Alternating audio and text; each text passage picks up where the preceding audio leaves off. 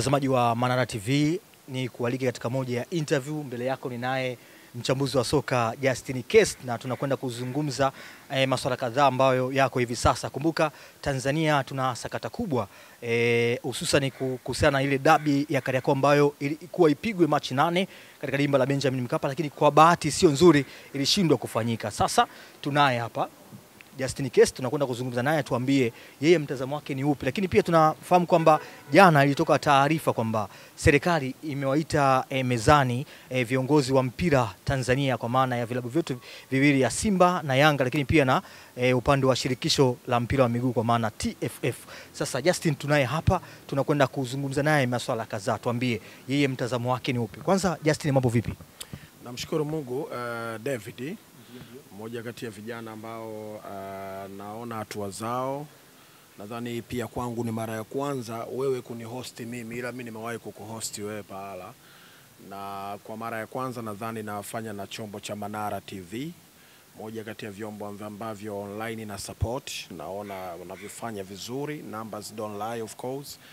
Nafahamu, na pia mimi ni shabiki kindakindaki wa Haji Sunday Manara tangu akiwa mchambuzi miaka ya 90 pale katikati DTV na Channel 10. Alikuwa akielezea EPL, nilikuwa najisikia faraja. Baadaye mpaka anaingia kwenye mambo ya kiafisa habari wa klabu ya Simba, na mpaka sasa yupo huru akitokea Yanga baada ya kufungiwa. Kwanza najisikia faraja kweli kweli. Lakini ukija kwenye hoja husika ambao umeniuliza, ni kuhusiana na issue ya dabi ya Kariakoo ambayo ilitarajiwa ipigike tarehe 8 March 2025. Kwa huzuni mkubwa, matarajio yasiyofanikiwa, malalamiko na hasara za kidunia ambazo ulimwengu uliopata baada ya mchezo ule kutokupigika. Kweli wengi tuliumia, wengi tulikwazika, hususan kuna sisi wadau wa mpira wa miguu wa moja kwa moja kabla ya hisia za klabu moja moja. Hapa naeleweka vizuri? So sisi wadau wa mpira wa miguu, wachambuzi, wanahabari, tulikwazika kweli kweli, lakini nikaenda mbali zaidi kuona huruma, kwa sababu mimi ni mkazi wa Changombe Unubini. Kwetu sisi tunavuka barabara kuelekea Benjamin Stadium. Kwa tunafahamu adha ambayo ilipatikana eneo lile.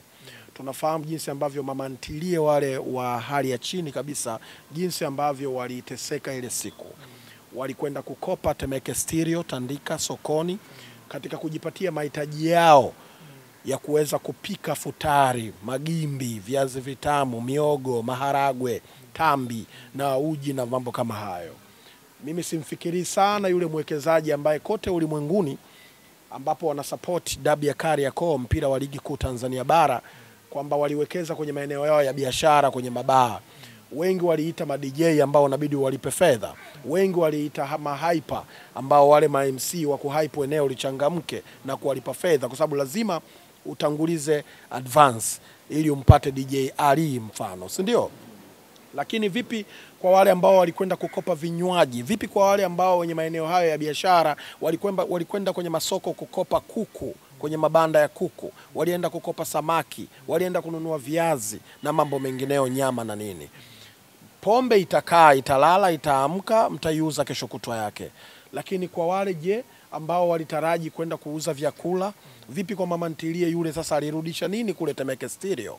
Kwa ilikuwa ni hasara juu ya hasara. Haya, tumzungumzie mdau wa moja kwa moja ambaye ni Azam TV, ambaye yeye moja kati ya bidhaa zake ambazo wateja wake haiwahusu excuse ya mambo yaliyofanyika kwenye bodi ya ligi au vinginevyo kuhailisha mchezo pasipo na sababu ya msingi.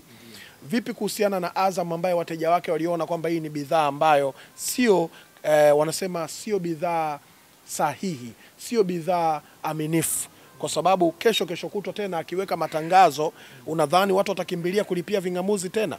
Watajua ni yale yale. Sijui kama naeleweka, kwa sababu sintofahamu zimekuwa in and out, si ndio? Week in week out, day in day out. Kwa hayo mambo yote sisi tunayatazama kwa mapana. Haya, toka hapo, vipi kuhusiana na benki husika ambayo ni mdhamini wa ligi kuu? Alitaraji ile ndio mechi ambayo ina ukubwa wa kuwapata watu maeneo yale, kutengeneza zaidi tension, watu kuifuatilia ulimwenguni, atazamike, asikike, aaminishe kwamba hii ndio benki husika inaokustahili wewe kuhifadhi fedha na kuweza kufanya biashara nao.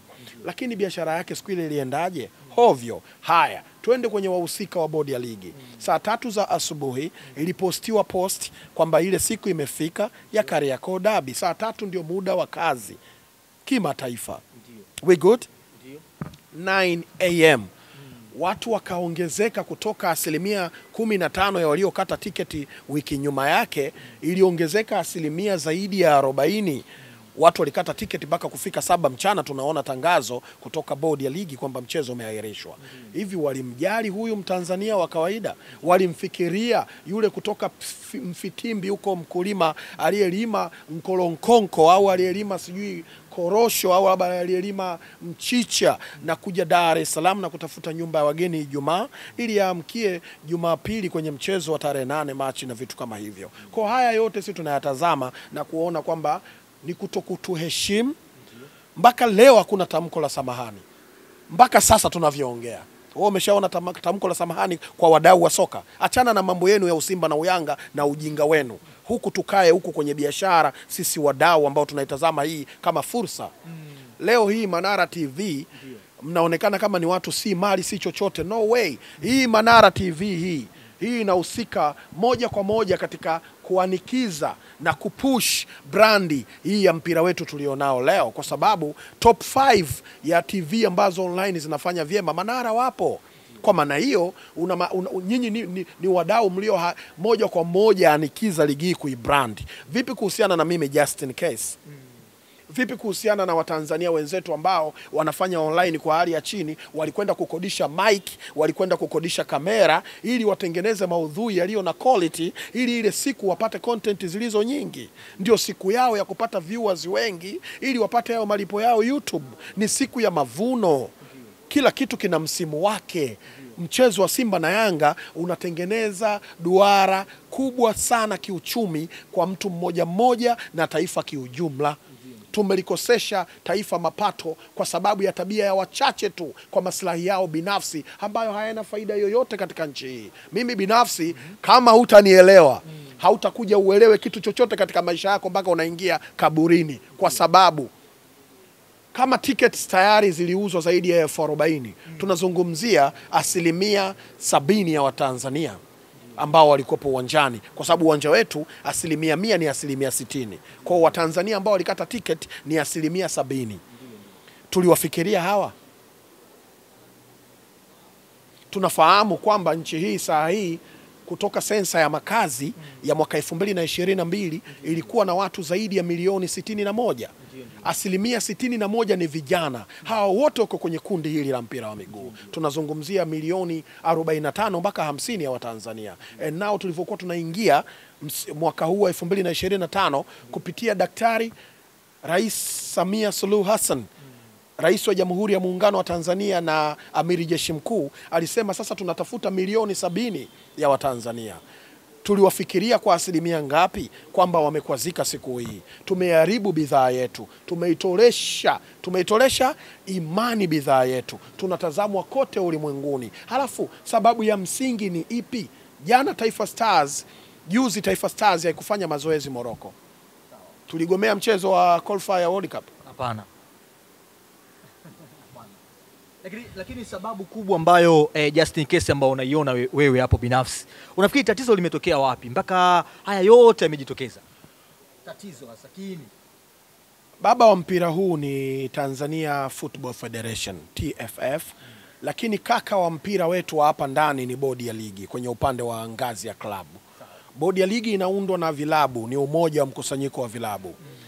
Klabu hizi kuwa na sintofahamu, ups and downs, hazijaanzia Tanzania, kwa sababu hata Manchester United imewahi mashabiki wake kufanya fujo dhidi ya Liverpool na mchezo ukaahirishwa au kuchezwa. Kwa pale ni ukosefu wa viashiria vya ukosefu wa amani. Sawa eh? Sawa. Sasa kilichofanyia pale kwamba kuna utaratibu ulitumika na kulikuwa na muda muafaka, mchezo ukaahirishwa. Mchezo huwezi kuahirisha saa 7 mchana, mechi inachezwa saa 1.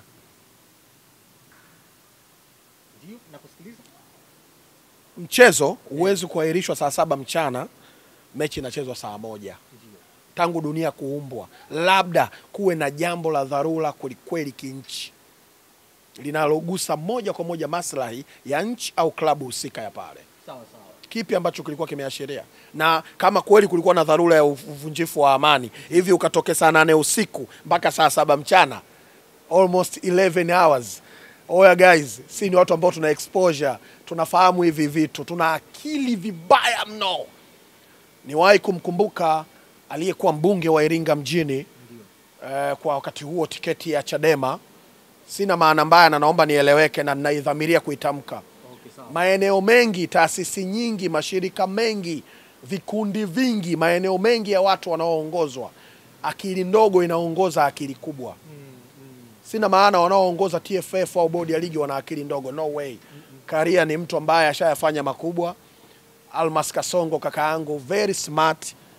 Mguto, I know you mzee wangu, we ni smart. Nafahamu watu pale kina Aaron Nyanda, umeucheza mpira, marketing manager, najua kwenye eneo lako la market hapa una pa kupenya, umeyumba, wamekuyumbisha kabisa, unaitetea na kuipigania hii bidhaa, na pale ile siku wamekuangusha kaka yangu, mshikaji wangu Aaron Nyanda. Vipi kuhusiana na mtu mwenye habari pale bodi ya ligi, Boy Manda Karim, kweli wamekutendea haki? Mbona wewe utoi tamko lolote official kama bodi ya ligi? Vipi kuhusiana na wewe ndugu yangu Ndimbo, smart genius, mwana habari mwenzetu nguli kwenye eneo lako la usemeleaji? Vipi mbona maneno yanayotoka hayafanani na weledi mlionao?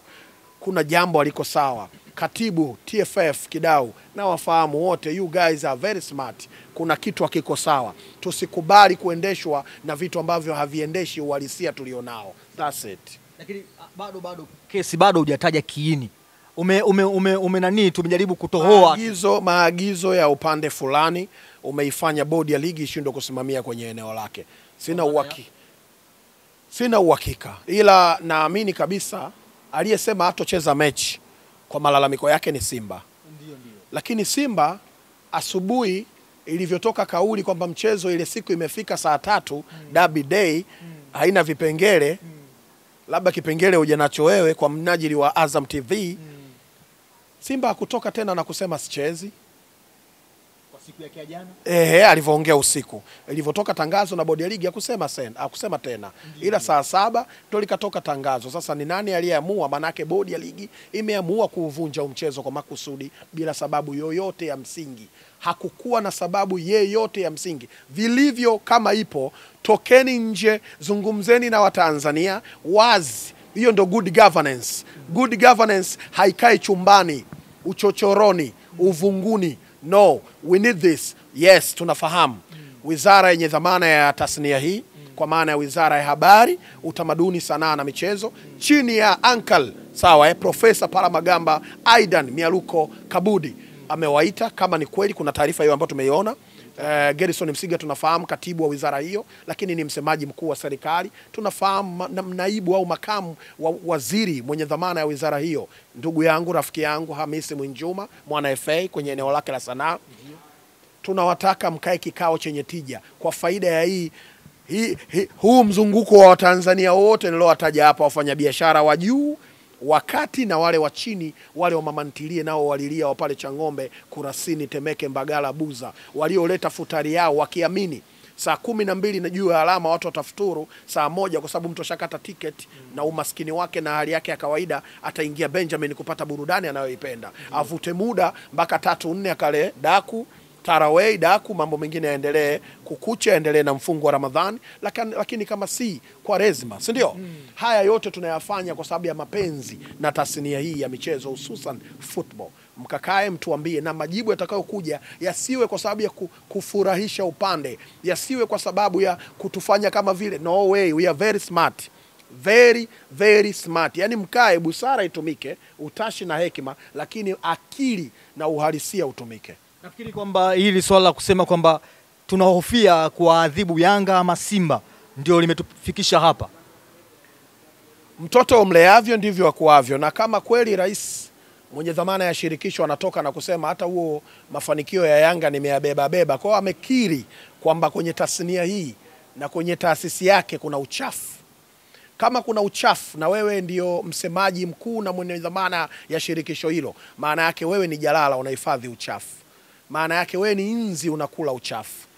Uchafu unakaa wapi ndugu yangu? Si jalalani? Jalalani. Anayehifadhi uchafu na kuula ni nani? Wadudu. Sasa wewe unatoka na unasema mbona hawa wachafu tu? Hatutakiwi kujua. Inawezekana kwa sababu mzee au wanasema ukubwa jalala. Ndio hiyo. Nadhani mmeelewa sasa. Ukubwa jalala. Yaani wewe baba kubali tu ukubwa ni nini? Jalala. Yaani wale wa kuhenga wa kusema kwa kuropoka. Ulitakiwa uwaite Simba, waite Dar es Salaam Yanga Afrika, waite bodi ya ligi. Si ndo kaka yao? Si ndo msimamizi? Umempa mamlaka ya kusimamia hiki chombo? Yajengeni ndani. Ulivyokuja pale ungetuambia bwana nimeona kilichotendeka. Sio sahihi, ulimwengu unatutazama, kafu inatutazama, tunatakiwa sasa tukae tusafishe yale mapungufu. Ungeishia hapo. Unaweka button ya holding njui. Tunasubiri uyatengeneze, alafu kama bana Mukoba sasa unatoa tamko rasmi. Bana tumekaa tumegundua kuna mtu anatukwamisha Mtufudenge. Tunamuondoa sasa, tunaenda na utaratibu 1 2 3. That's it.